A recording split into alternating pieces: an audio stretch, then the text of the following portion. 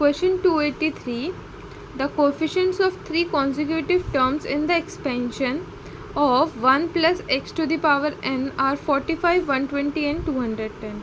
Then the value of n is 8, 12, 10 या none of the foregoing numbers. ठीक है, तो हमने r माइनस 1th टर्म 45 मान ली, rth टर्म 120 और r प्लस 1th टर्म 210. ठीक है, तो इसके अकॉर्डिंग अगर मैं normal N C R upon N C R minus 1 combination लगा रही हूँ तो ये क्या हो जाएगा 120 अपॉन 45. ठीक है, अब एन सी आर की वैल्यू क्या होती है, एन सी आर होता है हमारा N factorial upon R factorial minus N minus are factorial. मतलब पहले इसका फैक्टोरियल फिर इसका और फिर इन दोनों का डिफरेंस. ठीक है, और एन फैक्टोरियल की हमारी वैल्यू मतलब होता क्या है factorial, N into N minus 1 into N minus 2 till 3 2 1.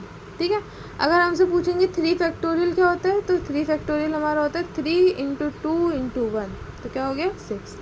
ऐसे हमसे अगर पूछे 10 फैक्टोरियल क्या होगा तो 10 इंटू 9 इंटू 8 इंटू 7 और ऐसे ऐसे इंटू 3 2 1. ठीक है, ये होता है हमारा 10 फैक्टोरियल. मतलब फैक्टोरियल मतलब जो नंबर है उससे लेकर के 1 तक जितना भी नंबर मल्टीप्लाई होगा वो उसका फैक्टोरियल की वैल्यू होगी. ठीक है, तो ऐसे ही हमें एन सी आर हमारा क्या हो जाएगा, N factorial upon R factorial N minus are factorial. ऐसे ही हमारा एन सी आर माइनस 1 क्या हो जाएगा, N factorial into R upon R minus 1 factorial N minus R. ये आर माइनस 1 था तो बाहर माइनस है तो ये प्लस हो जाएगा. ठीक है, एन से एन कैंसिल है. ठीक है, ये 8/3 हो गया. ठीक है, अब ये हमारा क्या बचा, R minus 1 factorial into N minus are plus 1 factorial R factorial N minus are factorial is equals to 8/3. अब आर माइनस 1 फैक्टोरियल ऐसे ही छोड़ा, मैंने इसे क्या लिखा, N minus are plus 1 into N minus are factorial लिख सकती हूँ. जैसे इसमें भी मैं 10 फैक्टोरियल को क्या लिख सकती हूँ, 10 इंटू 9 फैक्टोरियल लिख सकती हूँ. तो जैसे इसे मैं लिख सकती हूँ 3 इंटू 2 फैक्टोरियल. तो 2 फैक्टोरियल की वैल्यू क्या होगी मेरी, 2 इंटू 1 और 3 तो है ही हमारा. ठीक है, तो ऐसे हमने लिख दिया इसे N minus are plus 1 into N minus are factorial. फिर इसे लिख दिया मैंने, आर को लिख दिया मैंने r into r minus 1 factorial N minus are. N minus are factorial से एन माइनस आर फैक्टोरियल गया, आर माइनस 1 फैक्टोरियल से आर माइनस 1 फैक्टोरियल.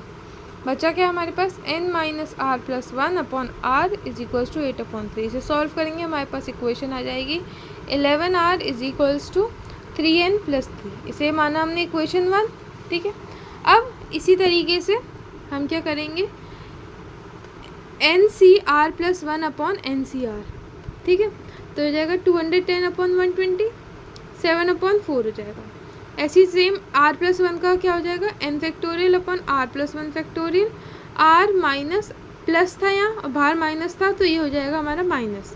ठीक है, तो N minus R minus 1 factorial N factorial R factorial into N minus are factorial. ठीक है, N से N cancel, ये ऊपर आ जाएगा R factorial into N minus are factorial R plus 1 factorial N minus R minus 1 factorial is equals to 7/4. अब are factorial ऐसे ही रहेगा, नीचे वाला हमने आर प्लस 1 को हम लिख सकते हैं R plus 1 into R factorial. ठीक है, अब इसमें ऊपर N minus are N into N minus R minus 1 factorial और नीचे N minus R minus 1 factorial same रहेगा.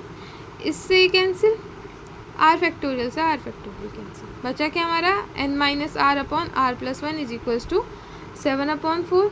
इसे सॉल्व करेंगे हमारे पास इक्वेशन आ जाएगी 11r is equals to 4n minus 7. ठीक है, हमारी इक्वेशन 1 क्या थी, हमारी थी 11r is equals to 3n plus 3 और ये था हमारा 11r is equals to 4n minus 7. तो दोनों को कंपेयर करेंगे तो दोनों 11r के इक्वली है. तो हमारा क्या हो जाएगा 3n plus 3 is equals to 4n minus 7. N की वैल्यू हमारी क्या आ रही है 10. तो हमारा करेक्ट ऑप्शन क्या होगा ऑप्शन सी, हमें n की वैल्यू तो पूछी थी।